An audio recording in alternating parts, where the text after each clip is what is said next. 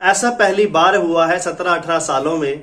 ये तो है, बिल्कुल कहावत सही बैठती है, क्योंकि डिज्नी स्टार इंडिया को यहाँ पर केवल एक नहीं, दो नहीं, बल्कि कई ऐसे ब्रॉडकास्टर्स हैं जो कि अपना बनाना चाहते हैं, पूरी कोशिश में है इसको खरीदने की। लेकिन यहाँ पर मुझे लगता है कि केवल एक ही ऐसा ब्रॉडकास्टर है जो कि बाजी मार सकता है उसको अपना बनाने में। उसके बारे में भी हम बात करने आए हैं।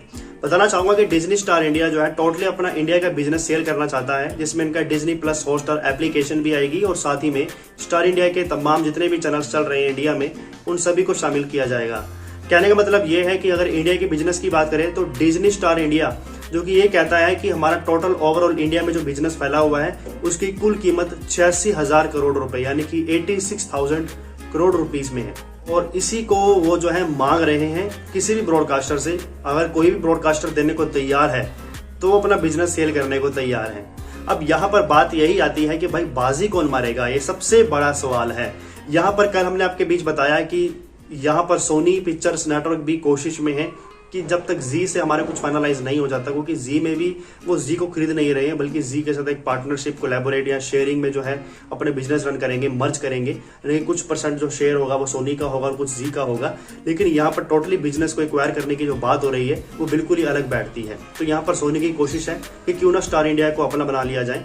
लेकिन यहाँ पर वो क्या इसमें सफल होगा या नहीं वो तो वक्त ही बताएगा। लेकिन यहाँ पर केवल सोनी ही नहीं बल्कि सन टीवी नेटवर्क जो कि काफी बड़ा साउथ इंडिया का नेटवर्क है, वो भी इसको खरीदने की कोशिश में है। और इसी के अलावा अडानी ग्रुप को भी आप जानते ही होंगे, अडानी ग्रुप भी इसको अपना बनाना चाहता है।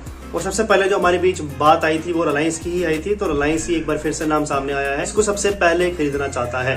पूरी डिटेल में आपको मैं बात बताने वाला हूँ। चैनल में पहली बार आए हो तो बने रहिए, सब्सक्राइब अभी करें, क्योंकि इसी तरह की जानकारी हम आपको देते रहेंगे। और सब्सक्राइब करने का कोई शुल्क नहीं है, बिल्कुल फ्री ऑफ कॉस्ट में सब्सक्राइब हो जाता है, तो सब्सक्राइब जरूर करें। और कहीं ना कहीं रिलायंस जियो मुकेश अंबानी जी की ओर से एक ऑफर भी कर दिया गया है स्टार इंडिया को कि हम आपको इतने करोड़ रुपए देने को तैयार हैं, अगर आप इंटरेस्टेड हो तो बिजनेस हमें दे दो।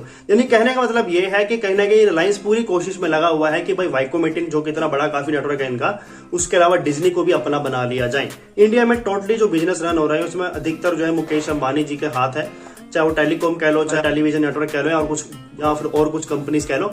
लेकिन यहाँ पर अगर हम डिज्नी स्टार इंडिया की बात करें तो इनके चैनल्स की काफी पॉपुलैरिटी भी है, और इसके अलावा डिज्नी प्लस हॉटस्टार भी काफी पॉपुलर रहता है। और कहीं ना कहीं डिज्नी को मेरे ख्याल से घाटा भी तभी महसूस हुआ जब से वाइकोमेटिन के पास आईपीएल के अधिकार गए हैं। अभी से जो है रिलायंस जियो पावरफुल हो गया और डिज्नी जो है कहीं ना कहीं अपने को कमजोर समझने लगा है। और यही बात की वजह से वो इंडिया का बिजनेस सेल करना चाहते हैं। तो ओवरऑल जो मीटिंग में बात हुई है वो ये है कि डिज्नी स्टार इंडिया का कहना है कि हम ओवरऑल बिजनेस जो है इंडिया का वो सेल करने को तैयार है, लेकिन उसके लिए हमें 86,000 यानी कि 86,000 करोड़ रुपीस चाहिए होंगे, जो कि हमारा ओवरऑल बिजनेस का टोटल अमाउंट बैठता है वो यही बैठता है। लेकिन रिलायंस का कहना है कि जैसे कि हमने अपना एवेल्यूएशन किया है, हमने अपना एक एनालिटिक्स निकाला है, तो उसके मुताबिक डिज्नी स्टार इंडिया का 67,000 करोड़ से ऊपर का जो है बिजनेस नहीं बनता। यानी कि अगर हम अगर हम केवल इंडिया के बिजनेस की बात करते हैं तो 67,000 करोड़ रुपीस से ऊपर का इनका है नहीं सिस्टम।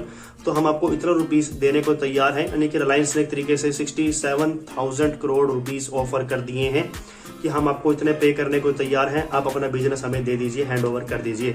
लेकिन क्या इसमें डिज्नी सहमति जताएगा? क्या डिज्नी इतनी रकम के साथ कॉम्प्रोमाइज कर लेगा? ये सबसे बड़ा सवाल आएगा।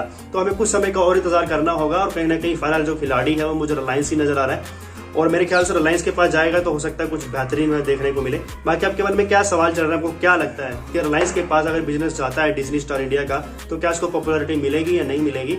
जो भी आपके मन में सवाल हो, नीचे आपका हार्दिक स्वागत है। नमस्कार।